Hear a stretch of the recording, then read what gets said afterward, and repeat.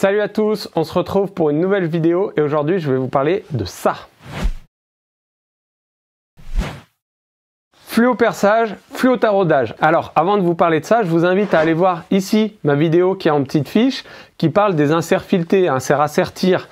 Ça permet de venir rajouter un taraudage à des endroits où on n'a pas assez de matière pour tarauder directement dans la matière. Et bien ici ça va être un peu la même chose, c'est-à-dire que ça va nous permettre de pouvoir faire un taraudage là où habituellement on n'aurait pas pu le faire. Plutôt qu'un long discours, je vous propose tout de suite une petite démonstration qui sera beaucoup plus explicative et après je vous parlerai un petit peu du matériel et des particularités puisque c'est une technique qui normalement est plutôt industrielle. On peut l'appliquer dans nos ateliers mais il y a quand même 2-3 spécificités, il faut être un petit peu équipé.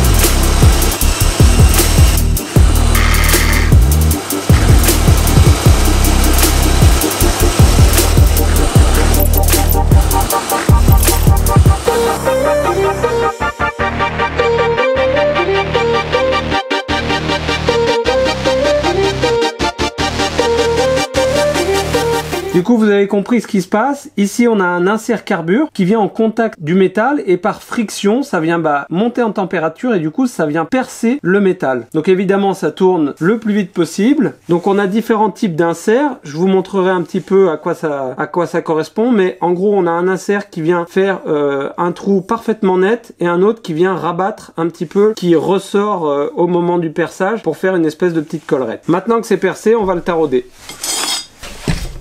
Avant de mettre la pièce dans l'étau, je voulais te montrer, tu vois, ça déforme bien la matière, ça vient faire une collerette à l'intérieur, ce qui va permettre, au lieu de tarauder sur 2 mm, là on va pouvoir tarauder sur 4 voire 5 mm. Donc voici le tarot qu'on va utiliser, donc vous voyez qu'il est un peu spécifique, si je vous montre un tarot classique à côté. Donc le tarot classique, il a des petites gorges qui va permettre de découper la matière, et lui, il va plutôt la repousser. Puisqu'il n'a pas de gorge, il va juste déplacer la matière. Ce qui semble assez logique puisqu'on a déplacé un petit peu de matière pour augmenter la surface de taraudage. Évidemment, si on vient avec un tarot classique, on va enlever une partie de cette matière et donc, déjà qu'elle n'est pas bien épaisse, on va la fragiliser encore plus. Alors, je vais tarauder directement avec ma visseuse métabo puisqu'elle a une fonction taraudage, ce qui lui permet de changer de sens lorsqu'on appuie sur le mandrin. Donc ça facilite le taraudage, mais vous pouvez tout à fait faire avec une machine classique en inversant le sens une fois que vous arrivez à la fin de votre taraudage. En plus là c'est un mandrin spécial puisqu'au fond du mandrin il y a un petit insert carré, ce qui permet de bien caler le tarot et éviter qu'il tourne. Donc là j'ai pas à me soucier, j'appuie toujours sur la gâchette, là ça tourne dans le mauvais sens, mais dès que je vais pousser ça va tourner dans le bon sens et quand je vais tirer ça tournera en sens inverse.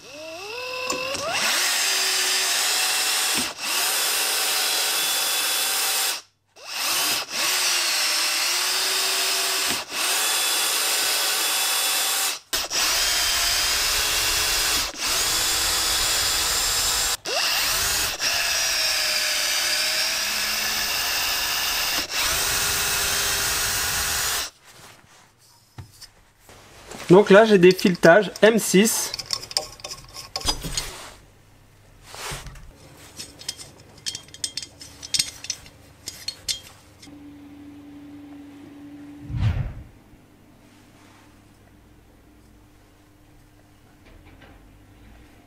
Du coup là on va parler un peu matériel, je vous mets évidemment tous les liens dans la description. Du coup il faut une perceuse à colonne qui tourne assez vite et qui soit relativement puissante. C'est pas donné à toutes les perceuses à colonne, tout ce qui est perceuse à colonne bon marché je pense qu'il faut éviter. Le seul truc que vous allez réussir à faire c'est flinguer votre perceuse à colonne. Même une perceuse de bonne qualité, faut y aller mollo, c'est quand même réservé plutôt aux fraiseuses je pense ce genre d'activité. Moi j'ai pris M6, je pense pour ma perceuse à colonne c'est le grand maximum. Au-dessus, je pense que ça amène trop de contraintes et ça n'ira pas. Du coup, pour s'adapter à votre perceuse à colonne, eh bien, il faut prendre ici un adaptateur qui correspond à votre cône.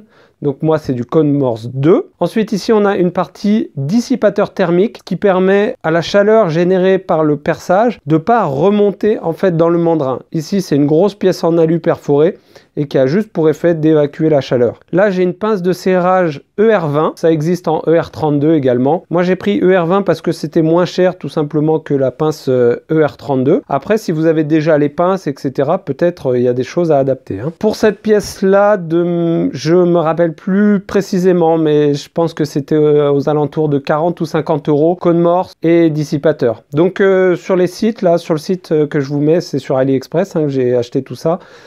Vous pouvez tout choisir, vous dites code Morse 3 avec un dissipateur ER20 ou etc. Donc c'est très modulable, très pratique. Du coup les petits inserts en carbure, il faut les sélectionner évidemment en fonction du diamètre de perçage que vous voulez faire, M3, M4, M5, M6, etc. Et puis du coup comme je vous le disais, soit celui-là qui va avoir pour effet de couper la petite collerette, cette espèce de petite bavure, vous voyez, ici, cette petite bavure qui va venir se rabattre, et je pense que ça augmente encore le perçage, donc si on n'a pas besoin que ça arrive pile à fleur, je pense que c'est mieux de faire ça comme ça. Donc cet insert-là, lui, il vient couper cette bavure-là, là on voit bien, ça a même creusé, j'ai trop appuyé, ça a même creusé, et ici je me suis arrêté pile poil, et donc ça arrive à fleur. Et puis évidemment, du coup, cet insert-là qui va rabattre la matière qui ressort pour faire cette collerette. Donc là, de mémoire, les inserts, on en a pour une dizaine d'euros par insert. Pour la durée de vie, je n'ai aucune idée. C'est des pièces en carbure. Si on en prend soin, j'imagine que ça dure assez longtemps. Et le tarot, donc c'est pas ce qui coûtait le plus cher. C'est vendu par deux souvent. Et évidemment, faut prendre en fonction du filetage que vous souhaitez faire. Évidemment, je vous mets tous les liens dans la description de ce matériel-là. À vous de voir en fonction de vos perceuses, de ce que vous voulez faire. Encore une fois, je le rappelle, je pense pour une perceuse à colonne de bonne qualité, mais sans aller au-delà, qui tourne pas spécialement vite, vaut mieux se restreindre à du M6, voire en dessous. Si vous êtes sur des fraiseuses, etc., peut-être c'est déjà quelque chose que vous connaissez d'ailleurs. Là, voyez un peu mieux vos spécificités. Quelques mots sur le procédé. C'est assez simple à mettre en action. Il faut quand même acheter un minimum un kit de base. Là, il y en a pour une centaine d'euros. Sachant que maintenant que j'ai ça, je peux tout à fait acheter les pointes en carbure et les tarots et ça me coûtera beaucoup moins cher. C'est surtout ça qui coûte cher à la base. Aussi, je sais qu'on doit normalement utiliser une huile spéciale de coupe, de lubrification. J'ai pas bien cherché, j'en ai pas forcément trouvé. Bon, j'ai fait à sec pour l'instant et ça a l'air de fonctionner. Après, peut-être, je pense qu'au niveau de l'usure, c'est pas ce qu'il y a de mieux. Par rapport aux inserts filetés, ce qu'on peut rencontrer des fois, c'est que l'insert se dessertisse un petit peu et finisse par tourner à force de montage et démontage, ou même s'il est grippé, c'est l'insert qui tourne et on n'arrive pas à le défaire. Beaucoup d'entre vous m'avaient conseillé éventuellement de mettre un point de soudure ou de Loctite sur les inserts pour éviter justement ce phénomène-là. Du coup, évidemment, avec ce procédé-là, on n'a pas ce genre de problème. C'est surtout une technique qui est utilisée, vous le remarquerez, dans tout ce qui est carter de protection de machine. Donc quand on a des tôles assez fines et juste des vis de fixation, on rencontre beaucoup dans l'industrie ce genre de procédé. Voilà, j'espère que cette vidéo vous aura plu. N'hésitez pas à la liker, à partager, à commenter et à vous abonner. Moi, je vous dis à très bientôt et d'ici là, bricolez bien. Salut!